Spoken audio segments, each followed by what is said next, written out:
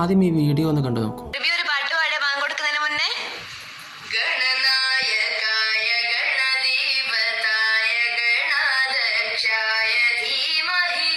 ഞാനിവിടെ പറയുന്നത് ഈ പാട്ടിനെ പറ്റിയല്ല, ഈ സമയത്തെ പറ്റിയാണ്. നമ്മളിൽ പല ആളുകൾക്കും ഈ സമയത്തിൻ്റെ വാല്യൂ എന്താണെന്നറിയില്ല. ഒരു പകൽ മുഴുവൻ അള്ളാഹുവിന് വേണ്ടി വിശപ്പും ദാഹവും സഹിച്ചു കഴിയുന്ന നോമ്പുകാരൻ നോമ്പ് തുറക്കാൻ നേരമാകുമ്പോഴേക്കും ശാരീരികമായി തളർന്നിരിക്കുമെങ്കിലും മനസ്സുകൊണ്ട് അള്ളാഹുവിലേക്ക് കൂടുതൽ അടുത്തിരിക്കുന്ന സമയമാണിത്. തൻ്റെ മുന്നിൽ ഭക്ഷണവും പാനീയവും ഉണ്ടായിട്ടും അള്ളാഹുവിൻ്റെ കൽപ്പന വരുന്നത് വരെ, ബാങ്ക് വിളിക്കുന്നത് വരെ അത് കഴിക്കാതെ കാത്തിരിക്കുന്നത് ഉന്നതമായ ആരാധനയാണ്. ഈ സന്ദർഭത്തിൽ നടത്തുന്ന പ്രാർത്ഥനകൾക്ക് വലിയ പ്രതിഫലമാണുള്ളത്.